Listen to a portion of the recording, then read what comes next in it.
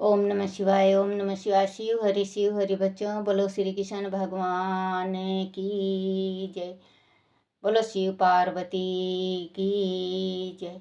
सदा भवानी दाहिने सम्मुख रहो, गणेश रामा सम्मुख रहो गणेश। पांच देव रक्षा करो, ब्रह्मा विष्णु महेश सियापति राम। जय जय राम मेरो मन बसियो सीताराम। राम नगरिया राम के बसते गंगा तीर रामा। बसते गंगा तीर रामा। चौकी हनुमत वीर की राम जी। चौकी हनुमत वीर की। बोलो सियापति रामचंद्र भगवान की जय।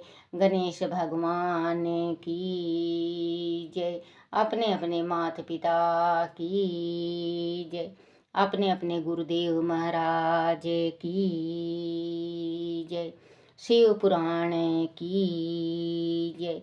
शिव पुराण में मैना को प्रत्यक्ष दर्शन देकर शिवा देवी का उन्हें अभीष्ट वरदान से संतुष्ट करना तथा मैना से मेनका जन्म। बोलो शिव पुराण की जय। नारद जी ने पूछा, पिताजी, जब देवी दुर्गा अंतर ध्यान हो गई और देवगण अपने अपने धामों को चले गए, उसके बाद क्या हुआ? ब्रह्मा जी ने कहा, मेरे पुत्रों में श्रेष्ठ विप्रवर नारद जब विष्णु आदि देव समुदायक हिमालय और मैना को देवी की आराधना का उपदेश दे चले गए, तब गिरिजा, हिमालय और मैना दोनों दंपति बड़ी भारी तपस्या आरंभ की। वह दिन रात शंभु और शिवा का चिंतन करते हुए भक्ति युक्त चित्त से नित्य उनकी समय समय के रीति से आराधना करने लगे। हिमावन की पत्नी मैना बड़ी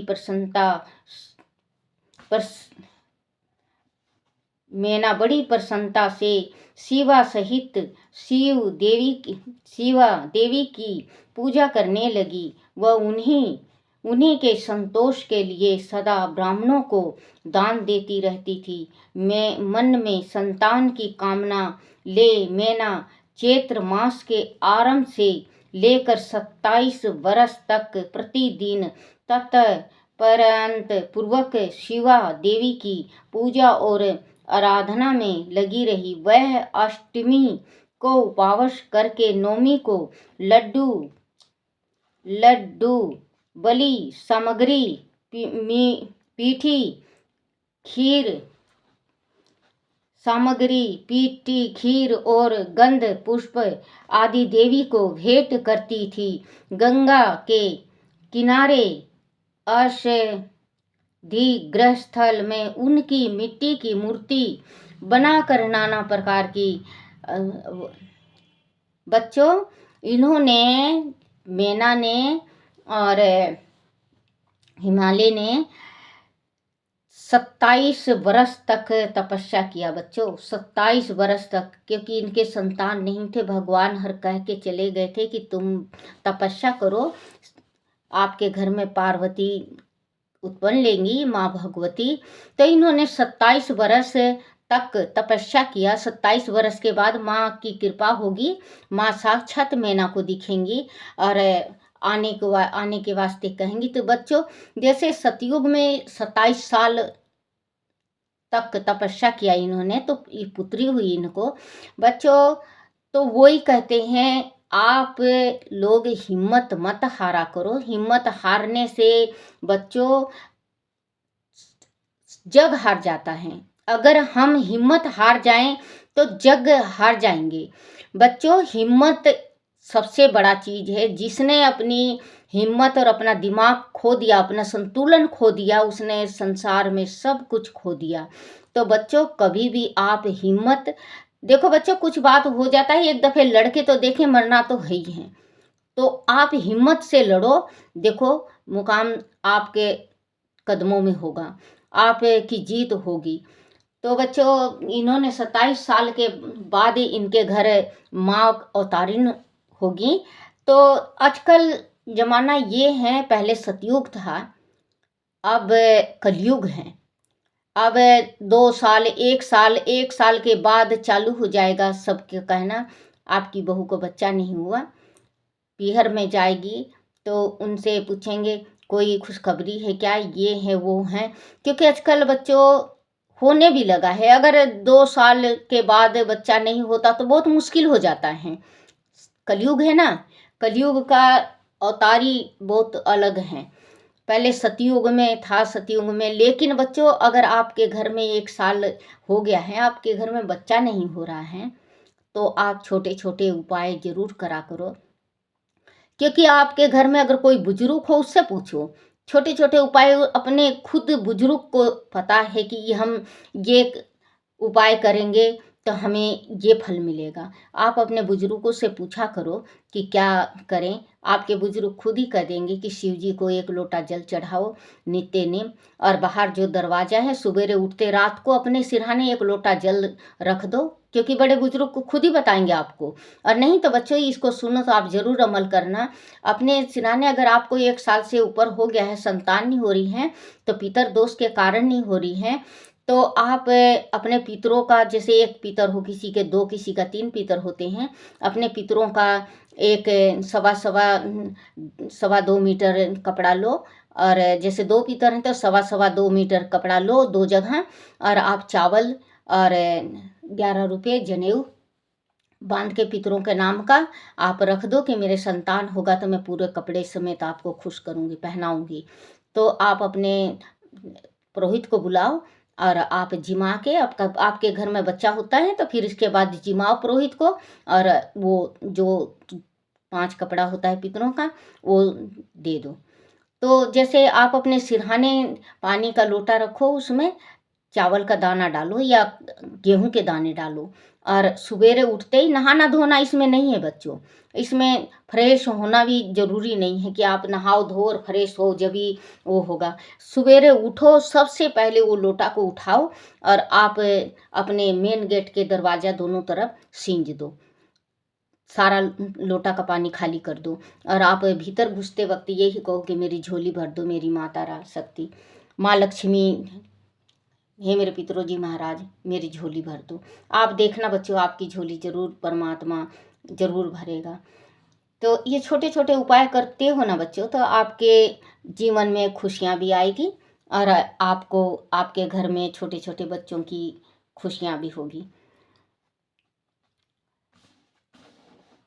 बनाकर नाना प्रकार की वस्तुएं समर्पित करके उनकी पूजा करती थी। मैना देवी कभी निराहार रहती, कभी व्रत के नियमों का पालन करती, कभी जल पीकर रहती और कभी हवा पीकर ही रह जाती थी। विशुद्र तेज से दमकती हुई दीपमती मैना ने प्रेम पूर्वक शिवा में चित्त लगाए 27 वर्ष व्यतीत कर दिए। 27 वर्ष पूरे होने पर जगनमयी शंकरा कामिनी जगदम्बा उमा अत्यंत प्रसन्न हुई। मैना की उत्तम भक्ति से संतुष्ट हो वह परमेश्वरी देवी उन पर अनुग्रह करने के लिए उनके सामने प्रकट हुई। तेजो मंडल के बीच में विराजमान तथा दीप वय से संयुक्त उमा देवी प्रत्यक्ष दर्शन दे मैना से हंसती हुई बोली। देवी ने कहा, गिरिजा हिमालय की रानी महासाध्वी मैना, मैं तुम्हारी तपस्या से बहुत प्रसन्न हूँ। तुम्हारे मन में जो अभिलाषा हो उसे कहो। मैना, तुमने तपस्या, व्रत और समाधि के द्वारा जिस जिस वस्तु के लिए प्रार्थना की है वह सब मैं तुम्हें दूंगी। तब मैना ने प्रत्यक्ष प्रकट हुई कालिका देवी को देख कर प्रणाम किया और इस प्रकार कहा। बच्चों, माँ मैना को साक्षात दर्शन देती हैं। और बच्चों, आप ये जरूर देखना, अगर आपके घर में गर्भवती आपकी पत्नी है या आपकी बहन है, आपकी भाभी हैं, आपकी चाची हैं, और या अड़ोस पड़ोस हैं, गर्भवती के अगर मुख में चमक हो, बहुत ज़्यादा चमक आ जाता हो, मतलब उसे इतना जैसे कि बहुत एकदम सुंदर लगने लगे, बहुत ज़्यादा मीठा आवाज़ हो जाए उसका, और जिस टाइम चले उस टाइम लक्ष्मी का जैसे चाल हो जाए, तो बच्चों ये समझ लेना कि ये बच्चा बहुत भाग्यवान हो रहा है, बहुत भाग्यवान है ये बच्चा। अपने जो आप लोगों के कुल का नाम रोशन करने वाला होगा। जो आप गर्भवती औरत का चेहरा खिल जाता है, तो और कोई कोई औरत का चेहरा बूझ जाता है, बिल्कुल ही सूख जाएगा, वो अजीब सी लगने लगेगी, उसका चाल ढाल सब बदल जाता है। तो ये समझ लेना कि ये बच्चा जो आएगा ये हमारे खानदान को कलंक लगाएगा, क्योंकि ये भगवान जिस टाइम पैदा लेते थे, जिस टाइम रावण पैदा लिया, तो देखो बच्चे, केतकी माता थी इसके, रावण की, तो ये इतना सोती थी, राक्षसी थी ये। तो बच्चों, आप किसी भी ग्रंथ में देख लो कि जिस टाइम भगवान जिसके गर्भ में पड़े हैं उनका मुंह बिल्कुल दमका हुआ है, और जिनके जिनके गर्भ से राक्षस हुए हैं उनका जो मुखमंडल कहते हैं, मुखमंडल, वो बिल्कुल ही बुझा हुआ होता है। तो ये जरूर समझ जाना चाहिए। तो जब अगर आप देखो कि इसका हमारे गृहस्थी में कोई औरत का मुख मुरझा रहा है और बच्चा हो रहा है, तो अच्छी अच्छी ये जैसे ग्रंथ है, धार्मिक गीता है, भागवत गीता है, ये शिव शक्ति सागर का है, ये गणेश का है, ये अच्छी अच्छी रामायण है, और ये शिव पुराण है। ये उसको अगर अनपढ़ हो तो पढ़ाना सिखा। अब तो अनपढ़ कोई है नहीं बच्चों, पहले के लोग अनपढ़ होया करते क्योंकि दूर दूर स्कूल होया करती, 5वीं 6ठी 10वीं तक। अब तो कोई सारे पढ़े लिखे हैं।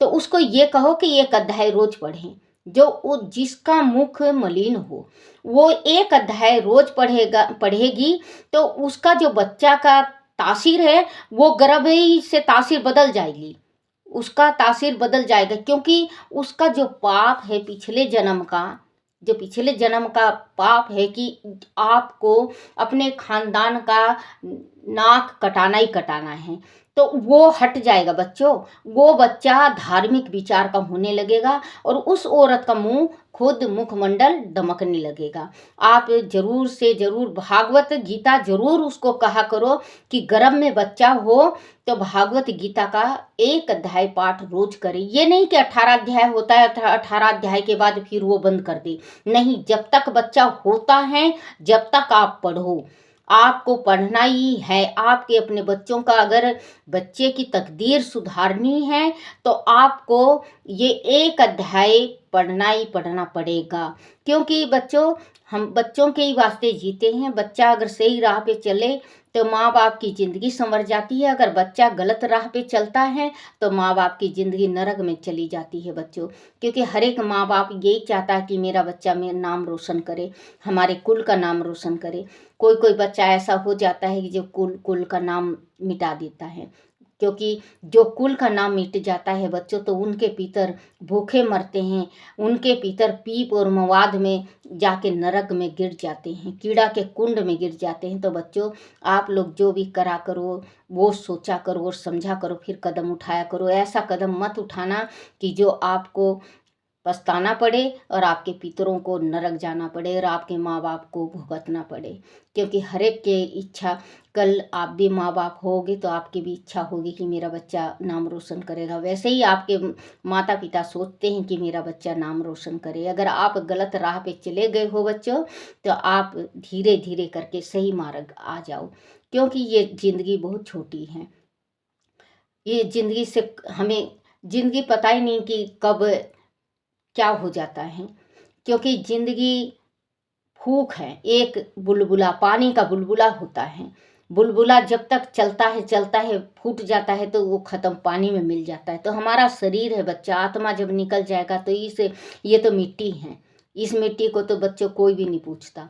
जितना हमारे शरीर से दान पुण्य बनता है, हम दान पुण्य करें, धार्मिक विचार के रहें और बच्चों अपने माँ बाप की सेवा करें। देखना भगवान आपके कैसे नहीं प्रार्थना सुनेगा, जरूर प्रार्थना सुनेगा। हंसती हुई मैना ने प्रत्यक्ष प्रकट हुई कालिका देवी को देख कर प्रणाम किया और इस प्रकार कहा। मैना बोली, देवी इस समय मुझे आपके रूप का प्रत्यक्ष दर्शन हुआ है। अंत में आपकी स्तुति करना चाहती हूँ। काली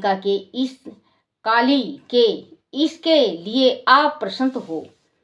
ब्रह्मा जी कहते हैं, नारद जी, मैना के ऐसे कहने पर सर्वमोहिनी कालिका देवी ने मन में अत्यंत प्रसन्न हो अपनी दोनों बाहों से खींच कर मैना को हृदय से लगा लिया। इससे उन्हें तत्काल महाज्ञान की प्राप्ति हो गई। फिर तो मैना देवी प्रिय वचनों द्वारा भक्ति भाव से अपने सामने खड़ी हुई कालिका की।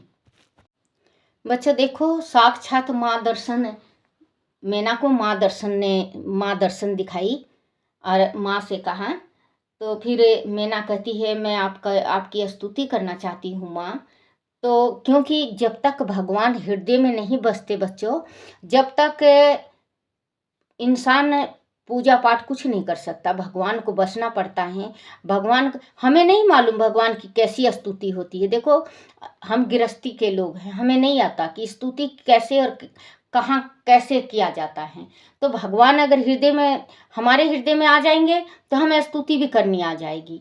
तो कह रही हैं कालिका, इसके लिए आप प्रसन्न हो। ब्रह्मा जी कहते हैं, नारद, मैना के ऐसे कहने पर सर्वमोहिनी कालिका देवी मन में अत्यंत प्रसन्न हो अपनी दोनों बाहों से खींचकर मैना को हृदय से लगा लिया। इससे उन्हें तत्काल महाज्ञान की प्राप्ति हुई। देखो, माता रानी ने मैना को अपने हृदय से लगा लिया तो उनको ज्ञान हुआ, महाज्ञान की प्राप्ति हो गई। फिर तो मैना देवी प्रिय वचनों द्वारा भक्ति भाव से अपने सामने खड़ी हुई कालिका की स्तुति करने लगी। मैना बोली, जो महमाया जगत को धारण करने वाली चंडिका, लोक धारणी तथा संपूर्ण मनोमंचित पदार्थों को देने वाली हैं, उन महादेवी को मैं प्रणाम करती हूँ, जो नित्य आनंद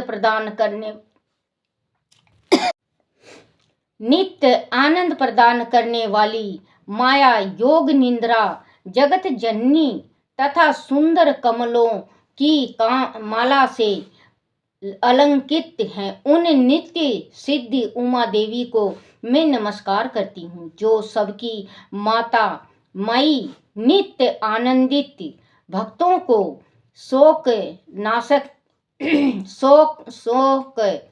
का नाशक करने वाली तथा कल्प पर्यंत नारियों एवं प्राणियों की बुद्धि रूपिणी हैं। उन देवी को मैं प्रणाम करती हूँ।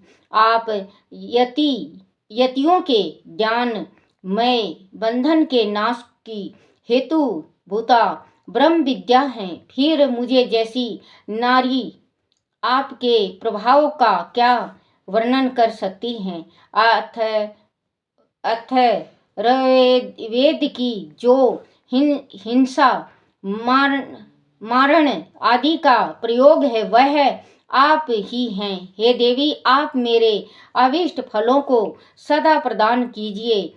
भावहीन, आकार रहित तथा अदृश्य नित्य नित्य तंत्र मंत्राओं से आप ही पांच भूतों के समुदायकों को संयुक्त करती हैं। आप ही उनकी शाश्वत शक्ति हैं। आपका स्वरूप नित्य है। आप समय समय पर योग युक्त एवं समर्थ नारी के रूप में प्रकट होती हैं। आप ही जगत की योनि और आधार शक्ति हैं। आप ही प्रकृति तत्वों से परे नित्य प्रकृति की कही गई हैं, जिसके द्वारा ब्रह्मा के स्वरूप को वश में किया जाना जाता है, वह नित्य विद्या आप ही हैं। माता, आज मुझ पर प्रसन्न होइए। आप ही अग्नि के भीतर व्यापक उग्र दाही का शक्ति हैं। आप ही सूर्य किरणों में शीतल प्रकाशी का शक्ति हैं। चंद्रमा में जो आहल्दी का शक्ति हैं, वह भी आप ही हैं। ऐसा आप चंडी देवी का मैं सत्वान और वंदना करती हूँ। आप स्त्रियों को बहुत प्रिय हैं। उदय वीरता ब्रह्मचारियों की ध्यान भूता नित्य ब्रह्म शक्ति भी आप ही हैं। संपूर्ण जगत की वत्स तथा श्री हरि की माया भी आप ही हैं। जो देवी इच्छा अनुसार रूप धारण करके सृष्टि पालन और संहारमयी हो, उन कार्यों का समाधान करती हैं तथा ब्रह्मा विष्णु एवं रुद्र के शरीर की भी हेतु भूता हैं, वह आप ही हैं। देवी, आज आप मुझ पर प्रसन्न हो। आपको पुण्य मेरा नमस्कार है। बोलो शिव शंकर भगवान की जय। बच्चों, जिसके भी घर में भगवान जन्मे हैं, उनकी जन्म धन हो गया है। उनके माता पिता का धन हो गया है। और 7 पीढ़ी 33 पीढ़ी इधर और 33 पीढ़ी इधर उनका मुक्ति हो जाता है। 33 पीढ़ी की मुक्ति हो जाती है। जिसके घर में, जैसे राजा दशरथ के घर में राम हुए और देवकी के घर में, वासुदेव के घर में भगवान कृष्ण हुए, तो बच्चों इन्होंने कईयन वर्षों तक कईयन बरस तक तप किया और अपने शरीर को, जैसे मांस को बिल्कुल सुखा के हड्डी में परिवर्तन कर लिए। फिर इसके बाद ये भगवान इनके घर उतार लिए हैं। बोलो श्री कृष्ण भगवान की जय। ओम नमः शिवाय, ओम नमः शिवाय, ओम नमः शिवाय बाबा, ओम नमः शिवाय। शिवाय नमो, शिवाय नमो, शिवाय नमो।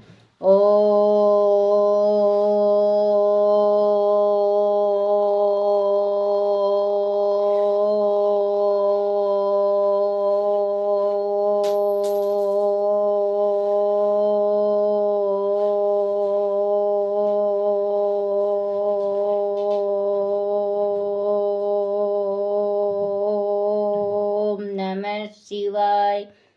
बोलो श्री कृष्ण भगवान की जय। शिव पार्वती की जय। बच्चा थोड़ा बड़ा हो जाता है ये, क्योंकि एक अध्याय दो दो तीन तीन दिन पढ़ती हूँ फिर भी थोड़ी बड़ी हो जाती, क्योंकि जो ये पढ़ते हैं तो इसको बताना चाहिए, पूरा पूरा फल मिलता है। देखो बच्चों, मैं तो बता के, और मुझे तो भगवान शिव से पूरा ही फल लेना है, आप लोग भी पूरा पूरा फल लो सुन के। बोलो शिव पार्वती की जय, गुरुदेव महाराज की जय।